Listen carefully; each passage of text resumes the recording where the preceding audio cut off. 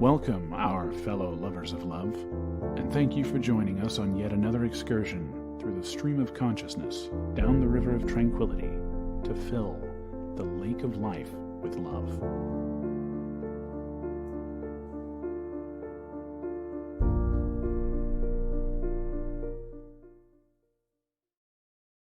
And good evening, our fellow lovers of love, and sorry for being a minute late. We had a battery conundrum right here at the jump off of the show. The batteries on my mouse died. It was couldn't work, and so I didn't get my hair done. All kinds of stuff happened. Didn't happen. So we're here because that's what we do. And thank you for joining us. Lubby has got another show put together for us talking about Christmas because, if you wait until Christmas Eve or whatever to have these shows, which is what our show will be. Right, Christmas is Sunday. We're going to have a Christmas Eve show this year. Yes. So that's going to be fun.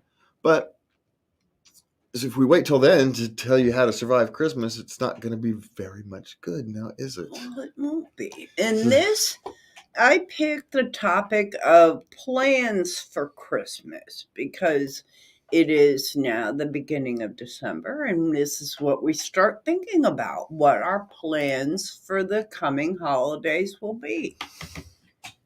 Yeah. So why don't we just go ahead and start kicking off?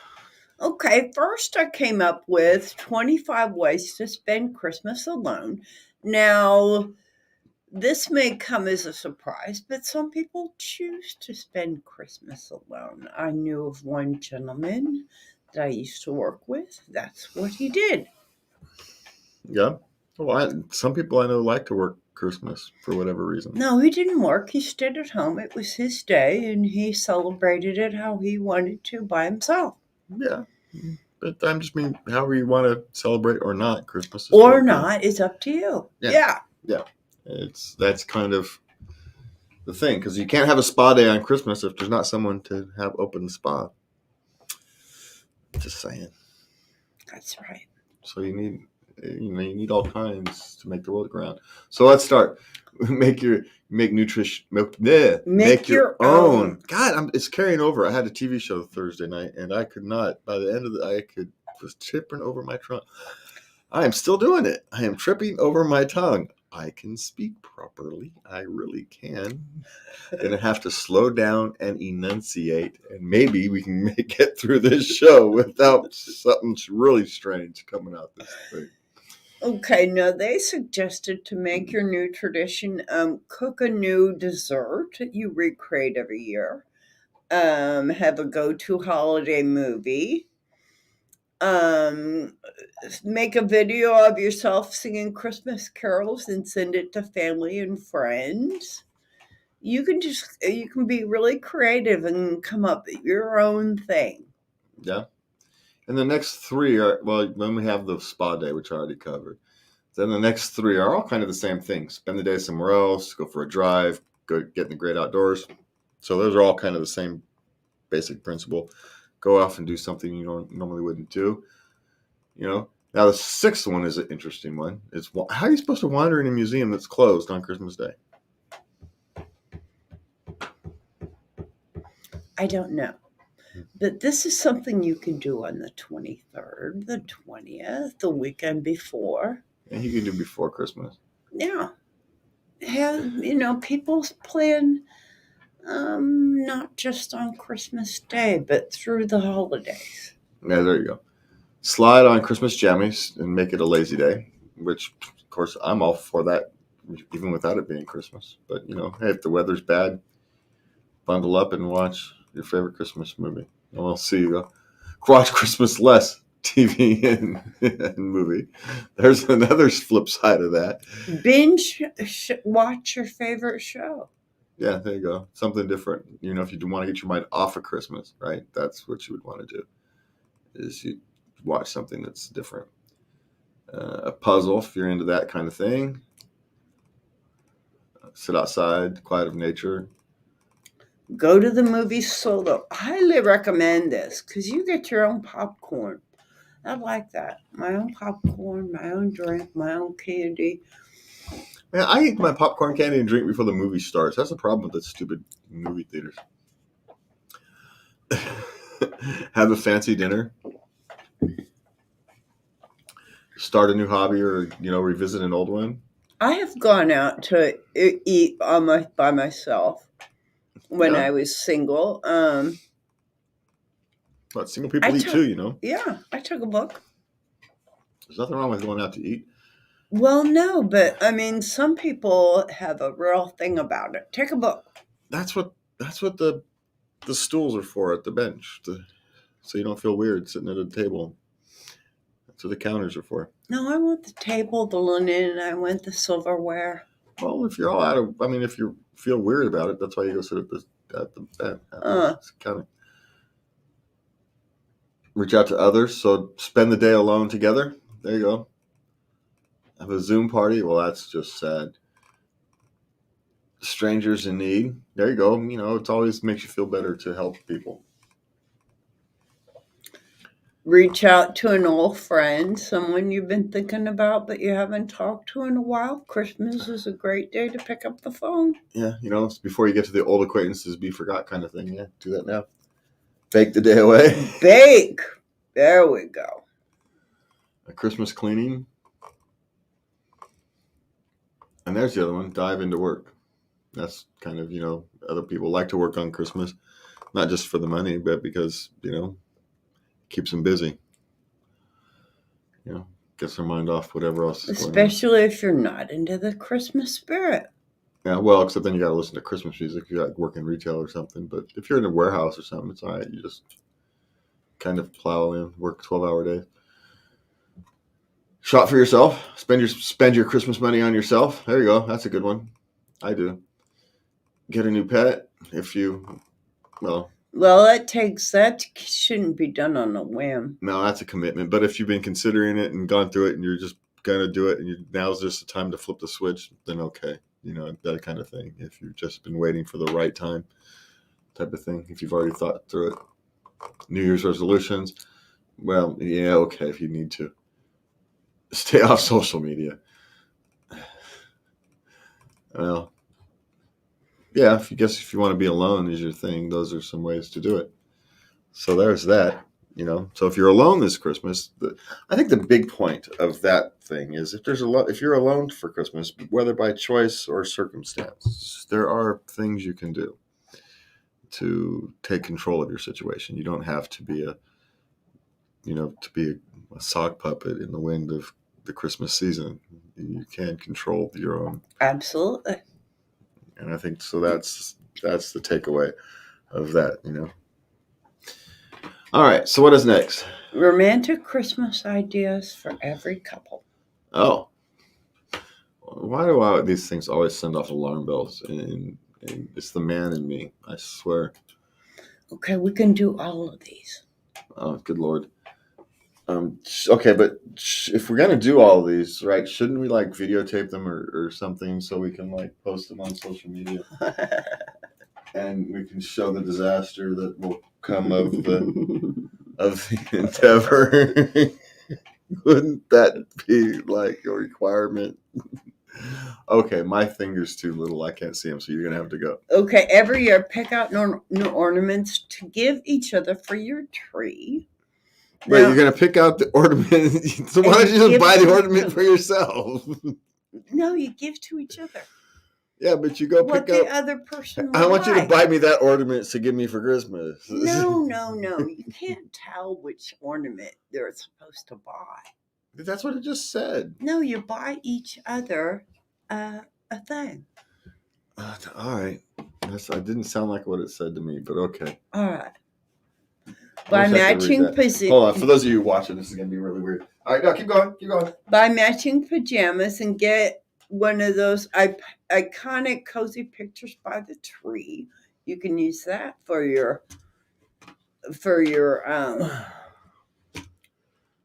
New Year's picture, or you can send it out for Christmas next year. Mistletoe. Make sure you put some up. I've never understood why you kiss under the mistletoe, but okay. Okay, I don't understand this one. Come up with hilarious and heartwarming Christmas cards to send out to family and friends. Get creative. So you're supposed to make your own cards. That's why God made Hallmark. If we're that creative, then we wouldn't. We wouldn't need this list. I'm just saying. All right. Okay, go ice skating.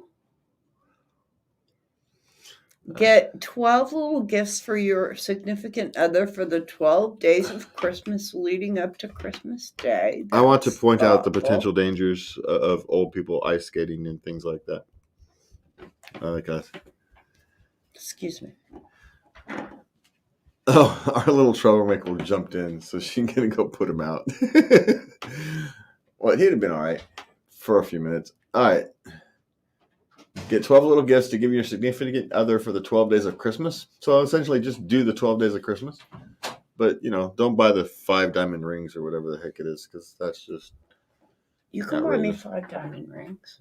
Cubic zirconian rings, maybe. I'll take it. All right, so... Oh, ugly Christmas outfit. We should have worn ugly Christmas sweaters today. We're going to wear those on December 24th. He said we can't wear them today. We're talking Christmas. We should have worn our ugly Christmas sweaters. Even though I need to fix the lights or replace the lights in mine. Anyway, I need a new Christmas sweater with lights. How's that? All right. There's another baking cookies day. Okay. Yeah, there's a lot of food around Christmas. Pick a Christmas theme and decorate together. Winter Wonderland, Nutcracker, Disney, Candyland, Woodsy, White, Pink Glam. Get each other one embarrassing gag gift. There you go. White Christmas party. Ugly Christmas sweater. See, there you go. It's the ugly Christmas sweater party. That's the kind of thing I might go to. Because I have one. It's both ugly and cool at the same time. It's great. Oh, this one. We have to do this one.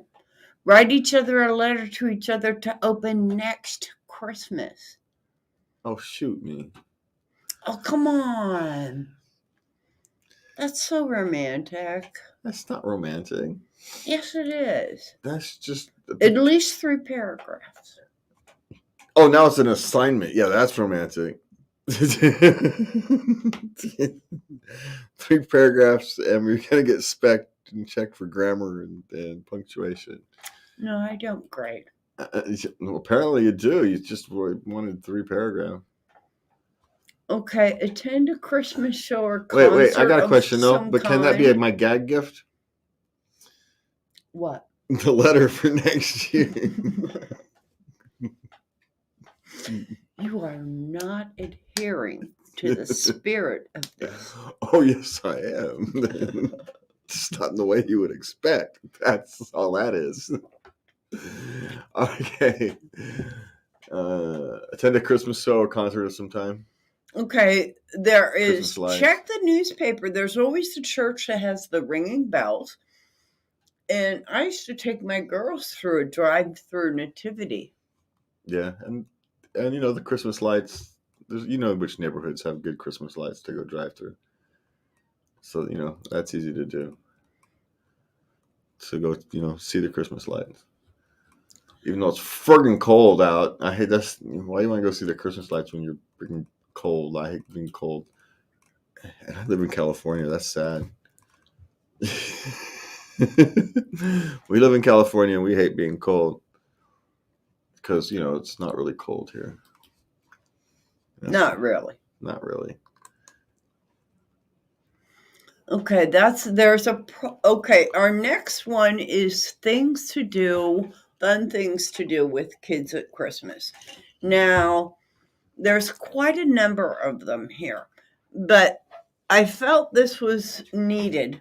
You have to scroll down past a whole lot. The first thing on if you go to the website, there's the link, and the first thing that's on this article is a printable free bingo page, and if you need to scroll down pretty far to get to the Christmas ideas. All right, so free bingo. Keep going. Yeah, there's a free Christmas bingo printable. Keep going. Yeah. Oh, there you go. So keep going. Oh, good Lord! This is an ad, not an article. Keep going. All right. Good Lord, There we go. This is an ad. That's a big ad, not a website. you said you have to scroll down. You weren't joking. I told you. Scroll down to the end of the page, and you'll find the list. Okay. So, but Christmas popcorns. A lot of these are kind of standards, right? So a lot of them are standards, but they're worth repeating. Christmas popcorn. I don't know what Christmas popcorn is. I guess it's popcorn party. Popcorn on a string. Oh. Have a sugar cookie baking night. And then, of course, the next day you have a cookie decorating party. And then there's hot chocolate night. And this would make Christmas breakfast for dinner. But I want my Christmas dinner, dude. I think this would be a fun thing to do. Christmas Eve. Christmas Eve, make breakfast for dinner. Since when do we do Christmas dinner? I do. Oh, all right. Christmas goulash? What the hell is that? I mean, we used to have this thing called, well, I can't say the name because it was my sister's name. I said goulash, just to get people to eat it. And essentially what it was a tuna casserole. So that's what I know what goulash is. It's essentially tuna casserole. No, goulash is not tuna casserole. It's tomato, beef, noodles, well, macaroni.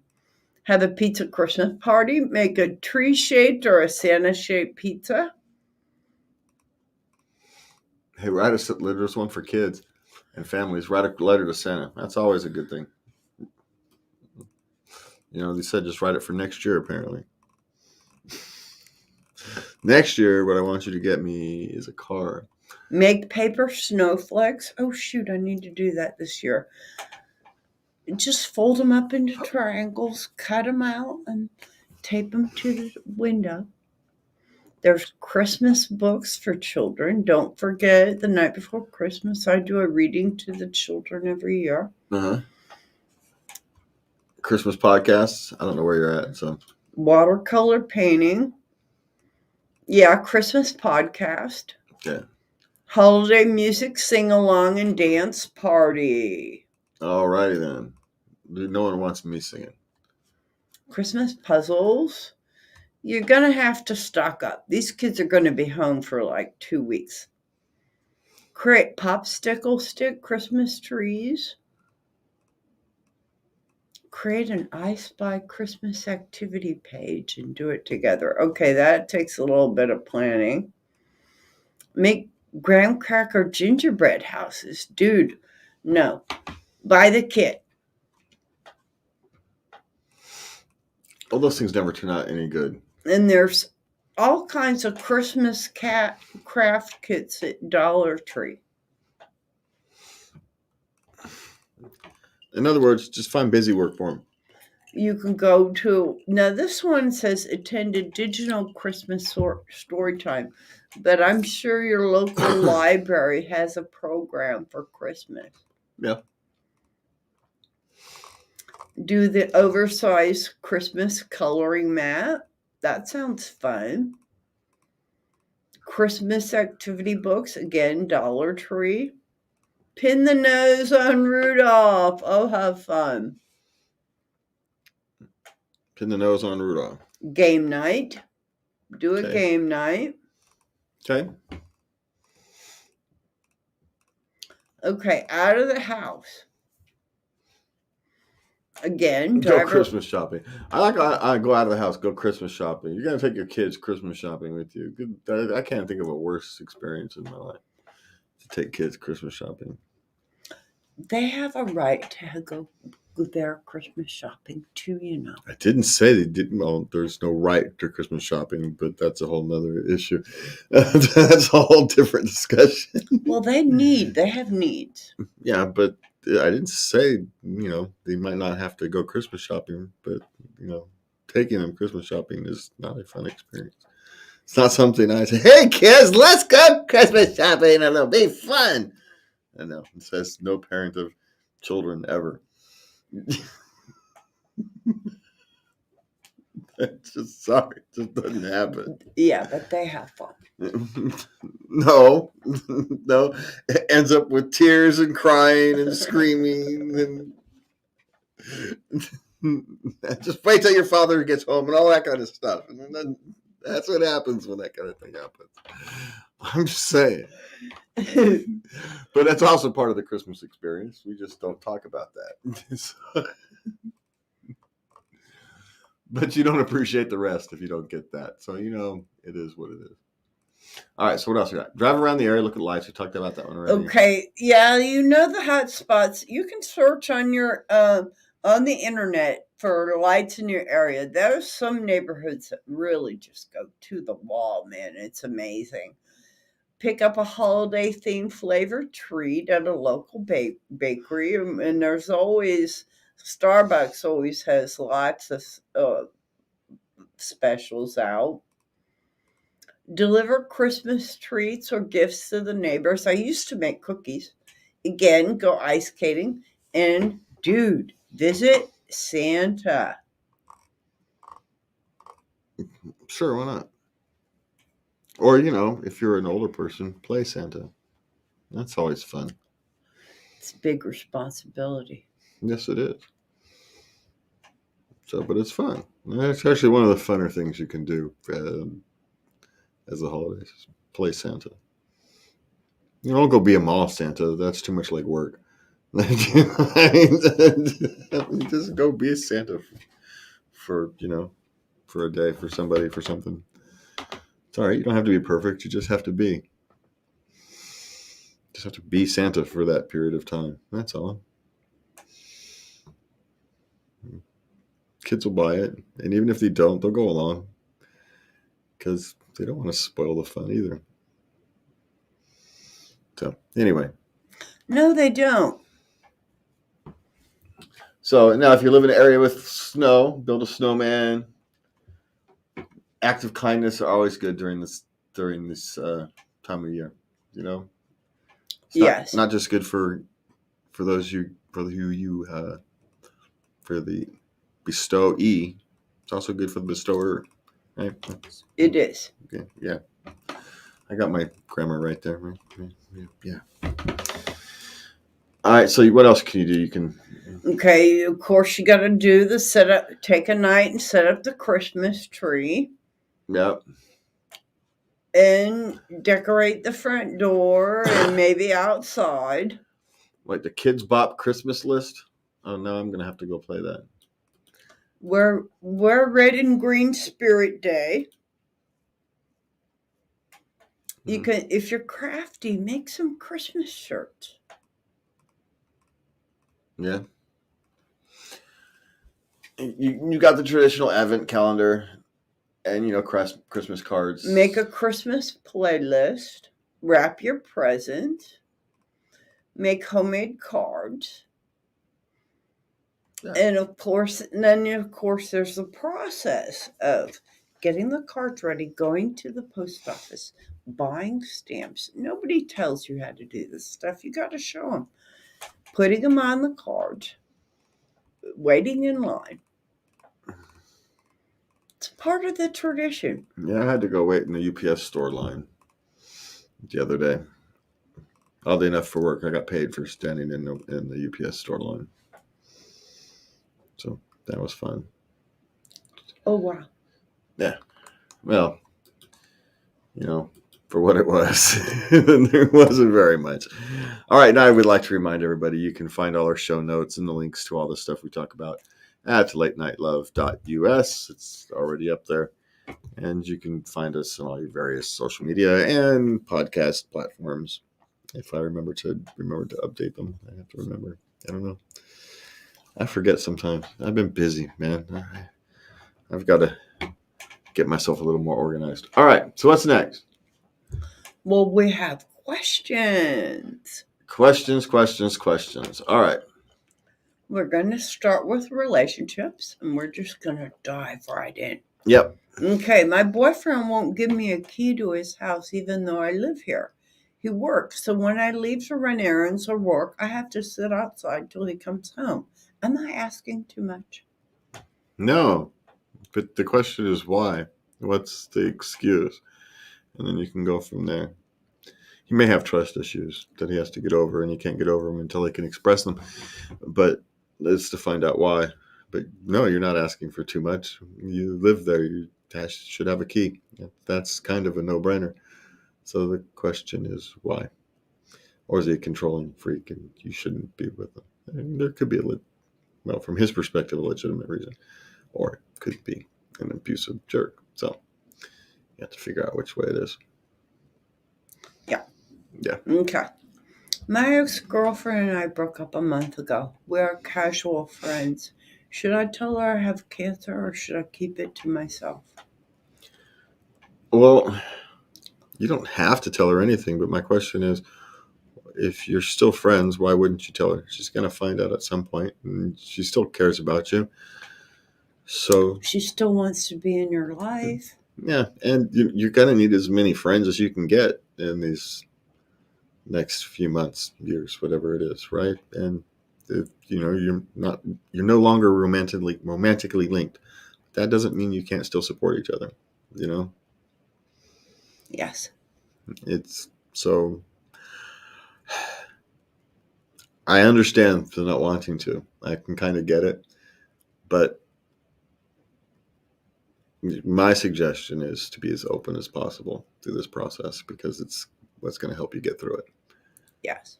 So it's not even really about her. It's what you tell you. Would you tell your friends? Do you tell your other friends? Then yes, because that's what you do.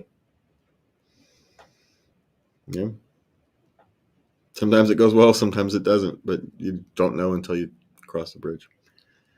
These are bridges you have to cross. So, and we wish you the best in terms of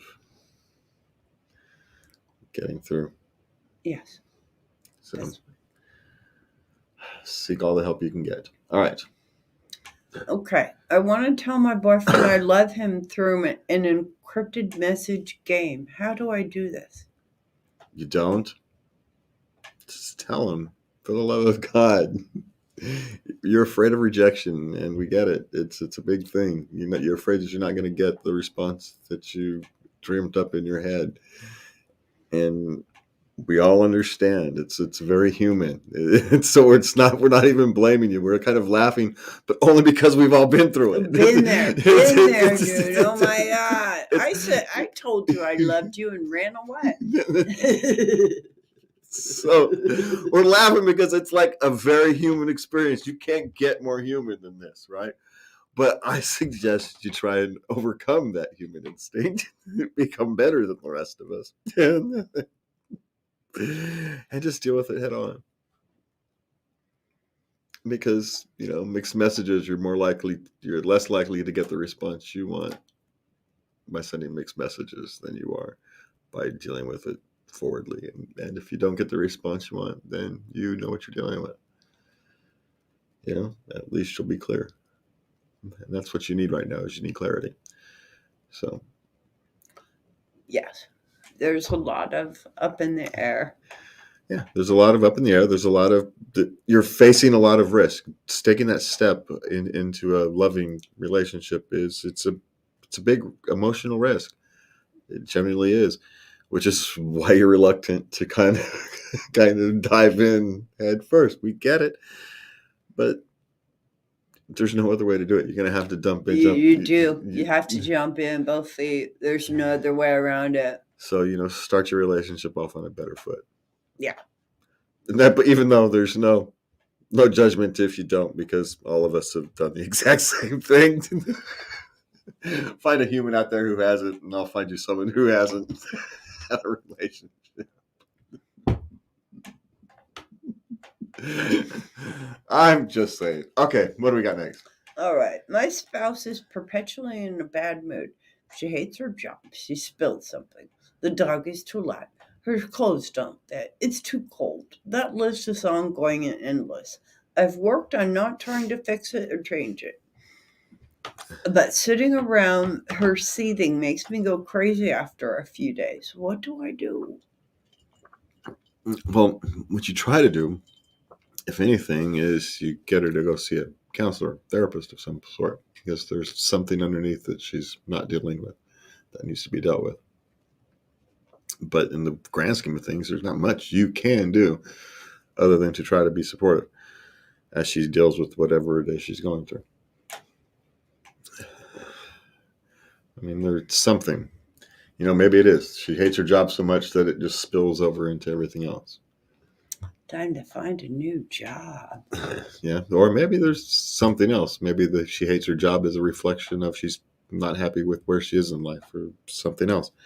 Can't get through it until you figure it out, and you're not going to figure it out just sitting there staring at each other.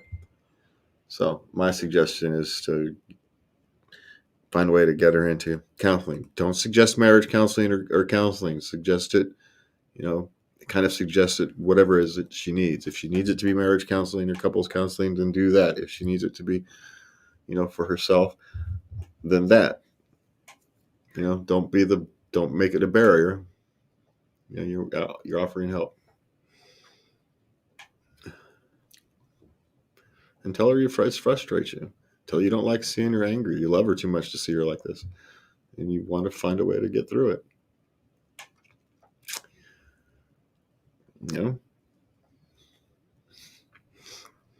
So. You're always so kind. Anyway, well, there's something going on. Yes. So that's what I would do. All right. So what do you got? Okay. Parenting. Woohoo. Husband and I are expecting our second kid in 10 weeks. We are currently in Jamaica, 4-hour flight, for our first solo trip the last 3 years. Unfortunately, 2.5-year-old woke up with a 102-degree fever this morning. He's at the doctor now. His grandparents and aunts are taking shifts watching him this week. We are set to return home Thursday night. Should we leave and go home? It feels so wrong to be on an island enjoying ourselves while he's homesick and coughing. Well, I don't know. It feels you never. Here's the 2-second thing: you're not going to be able to enjoy your trip until he's home and back to normal. Yep, you're not. How can you do that? You're not going to be able to. You're going to be worried the whole time. But at the same time, he's going to be back to normal in 36 hours. So canceling your whole trip is probably a bit extreme. I mean, I wouldn't leave until I know what it is, right? If it's just a normal type ear infection, he's got a fever with an ear infection. It's kind of a routine thing. All right, I'd leave. If it's something more serious than some kind of routine thing, then you put it off, because that's what parents do. And it's a difficult call, but But yeah, this is parenthood. Yeah. But here's the thing. What does it say? His grandparents are watching, and aunts are watching him. They've been through this themselves. Grandparents have had you. They know how to take care of a sick child. Yes. Yeah. But if it's a relatively routine thing, you go. If it's anything more than routine, then you stay. It's what do you consider routine is an individual type thing. All right. Okay. My toddler will be 4 in March, and he wakes up 4 to 5 times a night, sometimes more. He will come into our room, wake me up, and tell me he needs me to stand outside his door. I'm losing my mind. Any ideas? Yeah, no, because that's pretty normal. Yeah, it is. 4-year-old. Yeah, no. You just set your boundaries and tell him no. You put him back to bed. That's what you do. That's all you can really do. You don't make it. You try not to make it a big thing, but you also can't give in to him at that stage. So you can't just stand outside of his door. Well, I was watching my grandson once around that age, and I had my book, and I put a chair outside his bedroom, and I read my book. Well, yeah, but that's not a parent. That's a grandparent. You're not there every day. You're not having to deal with it. So It's an idea.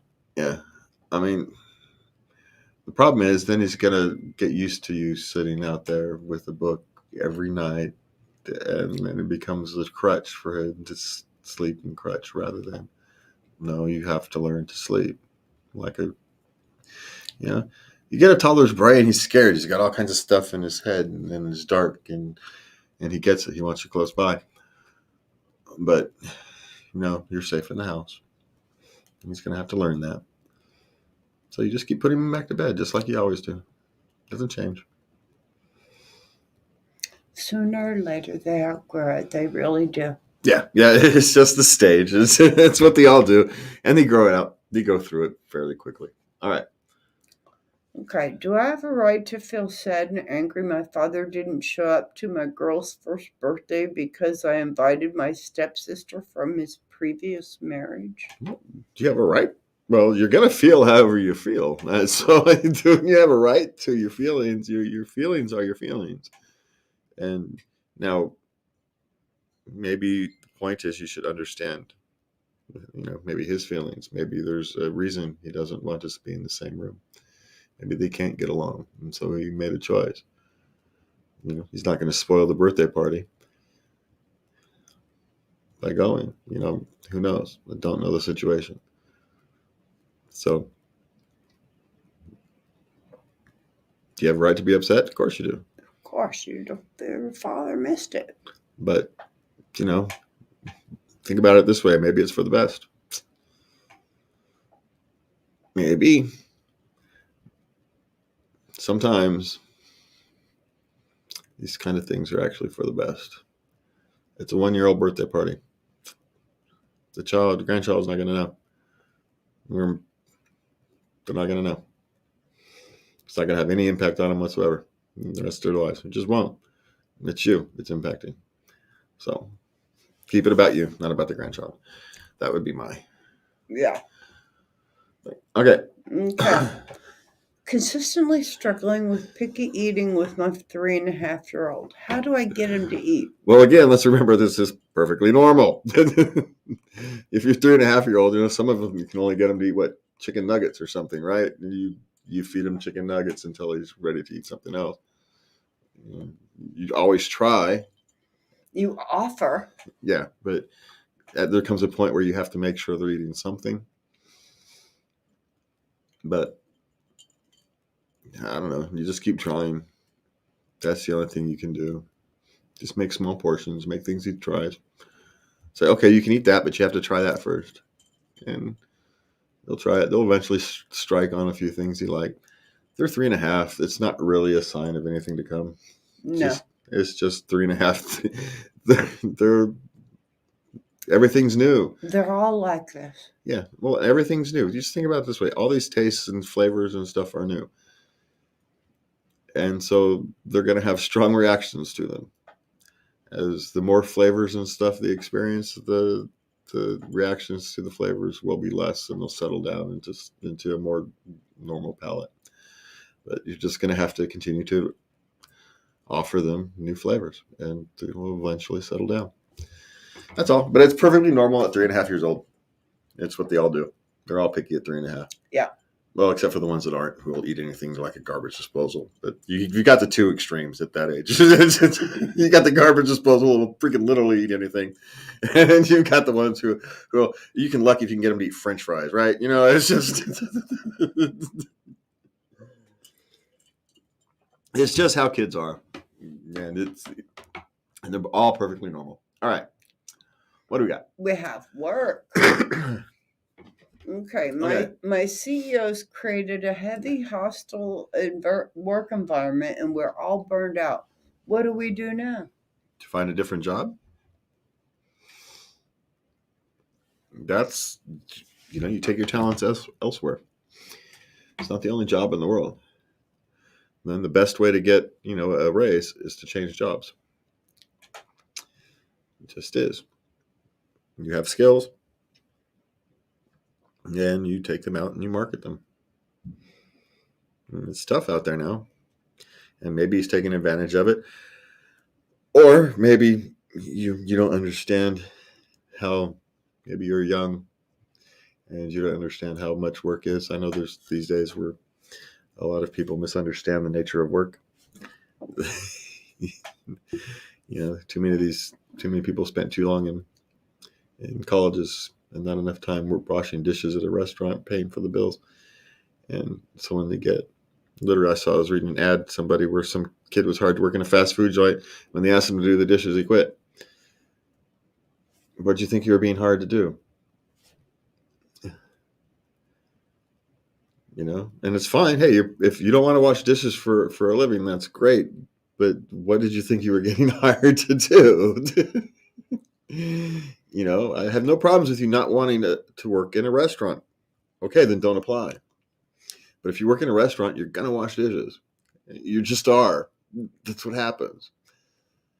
And so that's kind of the thing. So I don't know, maybe rephrase what a hostile work environment and a heavy work environment are two actually different things. But maybe reframe what your work environment actually is. But ultimately, the solution is to take your talents elsewhere, to an environment that is more appreciative, that you feel appreciates your talents. Yes. Yeah. No. Because not all jobs, not all, cultures are suited for everybody. Some people will feel a hostile work environment in the same environment somebody else will thrive in. So who's right?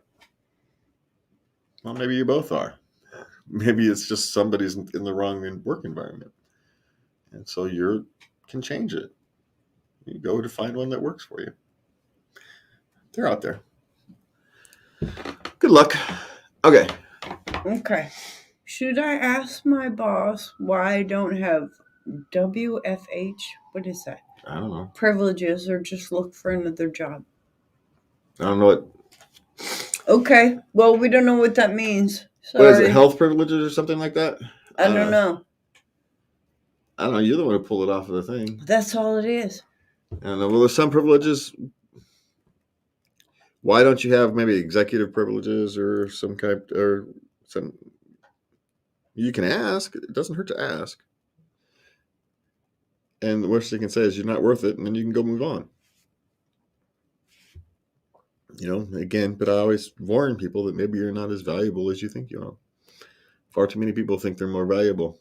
They're irreplaceable, and nobody's irreplaceable. No one. Nobody's quite as valuable as they think they are. It's a pain in the butt to replace people, so they'll keep you around to a point. To a point. All right. So anyway, no one's irreplaceable. Just be careful. Be careful how you approach it. Right? Really? Ask a question. Hey, what can I do to get these privileges? Rather than saying, hey, how come I don't have these privileges yet? Hey, what do I need to do to acquire these type of privileges? Ask it that way. And then you're inquiring without what's the word? Without being, you're asking how do you achieve something? Yes, rather than accusing. How come I haven't gotten this yet? Hey, what do I need to do to get that? Right? It's a different approach. It's going to appear different to them.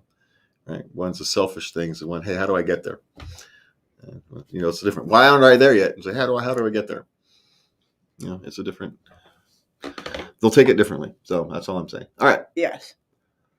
Is it pushing boundaries too far if my boss asks why? If my boss asks why I can't work past 8 p.m. on Saturday? Well, you can ask why. I mean, it's just asking. Don't get offended because they asked the question. Now, whether you have to answer or not is up to you. The answer is entirely up to you, because that's what I'm in scheduled, because I have family commitments. It's none of your damn business. All those are also acceptable answers. I don't know what your normal schedule is. It was a family commitment. Yeah, but I don't know what the agreed upon schedule is. Oh. Right. If that's an agreed upon schedule, maybe your boss's new boss, and he doesn't know that was agreed upon schedule you hired. So he's just curious. Hey, why can't you work past 8 like other? Right. So maybe he's just wondering. You don't know. So my question is, of course he's going to ask, right? He may have every right to ask. He may simply not know, right? Maybe he's the new boss and he just doesn't know why you can't work past 8. Oh, okay. That's why you work off. All right, sweet. Thanks. You know, Yeah. lots of these kind of arrangements get made. A new boss comes in and they say, "Why are stuff like this?" And unless someone tells them, they don't know, and people don't know to tell them unless they ask. So fill the knowledge gap, man. It's all right. You'll be all right. It's most likely not an accusation. It's just a question of information. All right, what do you got? Dealing with a colleague who is an alcoholic. He's a technician and will sneak a drink on his way from or between jobs. We know and cannot get him to care. A talking only keeps him sober during working hours for about 2 to 3 weeks. How do we help him stop? I don't have an answer. You're the one. You can't. You have an intervention, and you need professional help for that. So And there are many, many places. Well, we live in a big city. There are many different counseling centers that are specifically for substance abuse, and alcoholism is a substance abuse.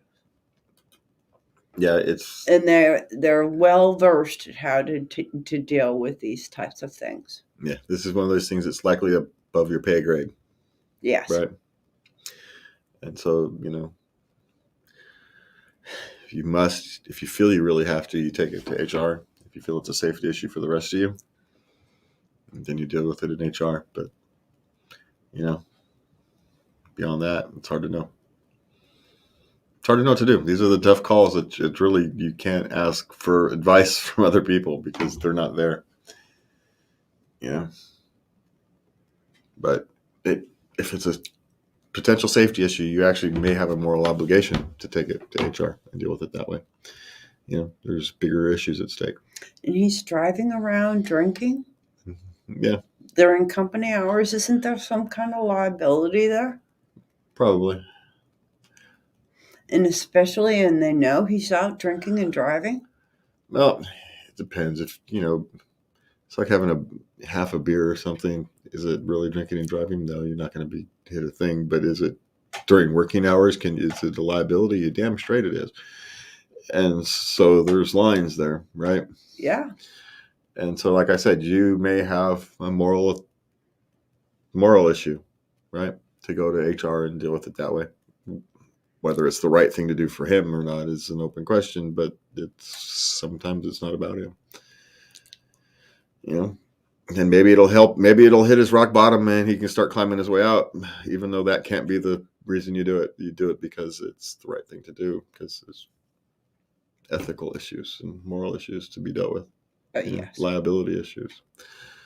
So anyway, that's kind of where I'm thinking is you might have to deal with HR on that one. All right.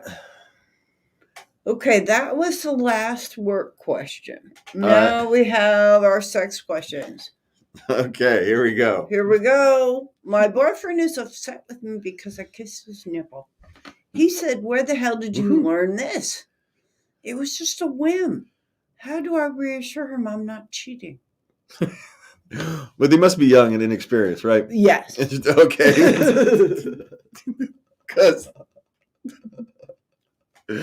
Because quite frankly, anybody who watched any kind of, adult themed movie, shall we say, will have seen this maneuver. I'm just several times. So frequently. So what he actually needs is, it's just feeling insecure.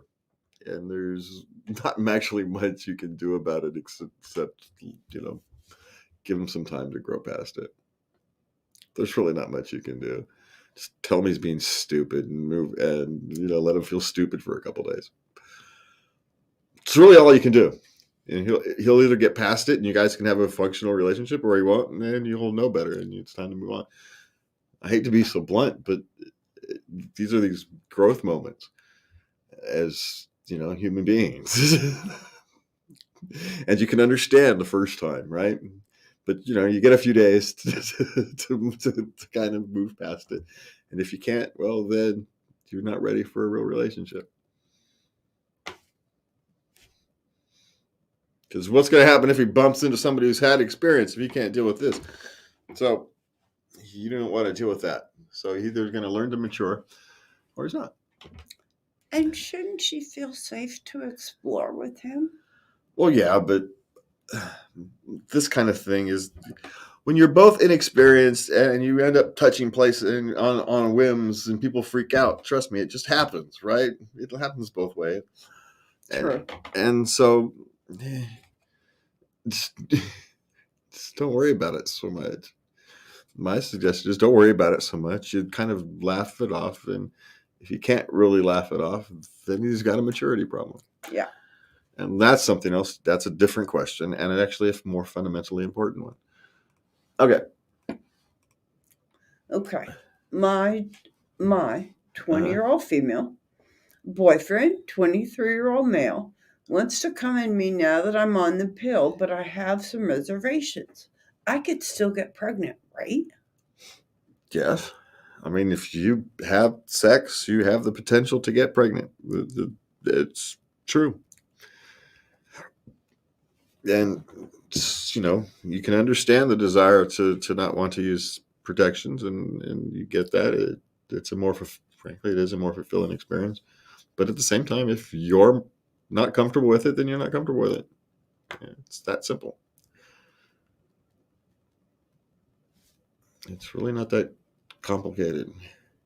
Now, him expressing the desire is nothing wrong with that either, right? He has to be allowed, just so we talked, he has to be allowed to express themselves, and we have to be, but you discuss it and you move on. But if you're uncomfortable, then you're uncomfortable. Man, it's really that simple. Because yes, it still is potentially. The pill is not 100%. Especially if you take things like antibiotics and other medications can even lower even more. And so, if that's an extreme concern, then play double safe. I don't have a problem with him expressing the desire. She's 20 years old. I think she's to be commended. She's taking responsibility. Yeah. I just don't have a problem with either side. They're expressing, he's expressing his... Yeah, he's expressing his desires. And they're working through it. And so as long as they, work through it like of adults, then they're on a good path, right? They're discussing these things before it happens. They're working through them. That's actually a good path to a functional relationship. Congratulations. For me, I look at that. That's actually a good sign. They're working through what are really just difficult issues to discuss, and yet they're discussing them. That they should be commended. Ultimately, it's her decision, and he has to respect it. But it doesn't mean he can't discuss it. And he should be able to discuss it. He should be able to feel heard. Yeah, that's how he can accept the fact that when he gets told no.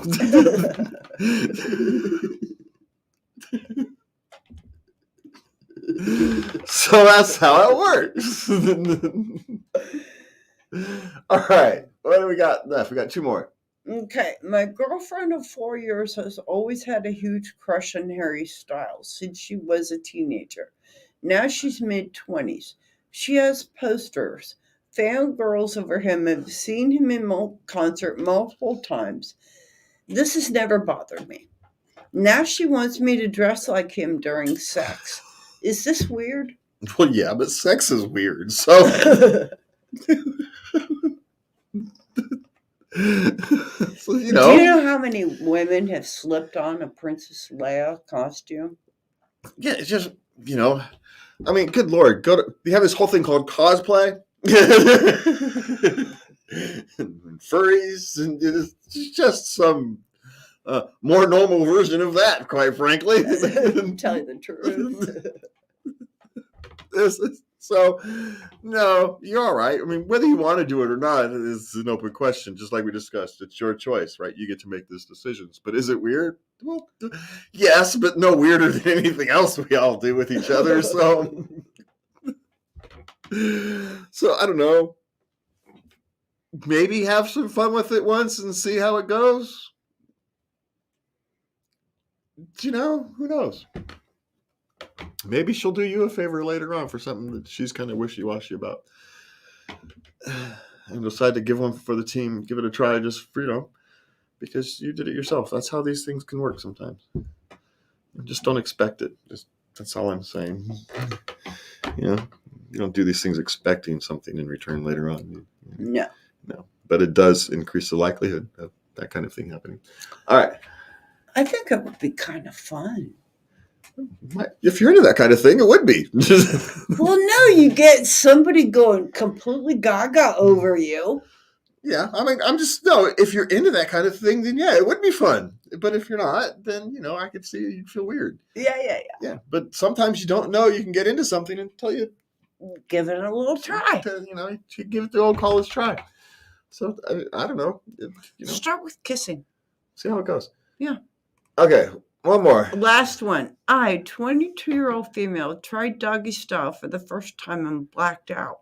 Is that normal, or should I see a doctor?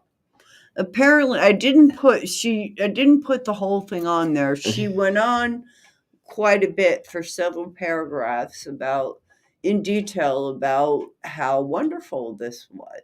Oh, so essentially what happened was she had multiple orgasms to the point where she blacked out. Yeah.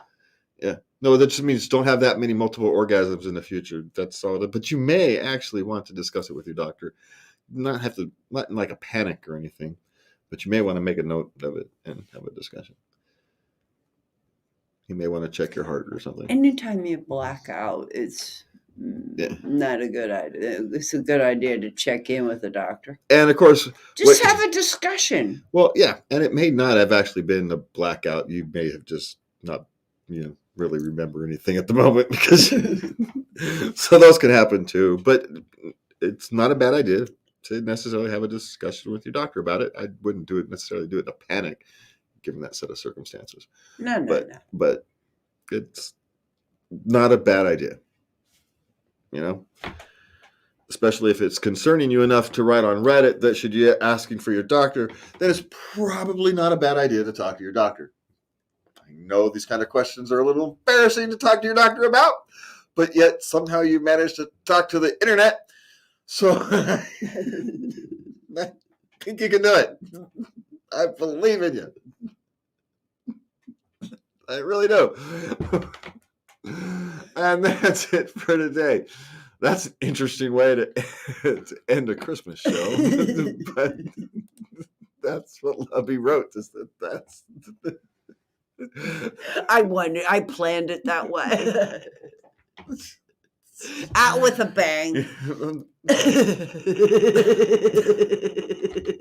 All right, we're out of here. Good night. Thank you all for joining us. And please remember to love everybody, but not that way.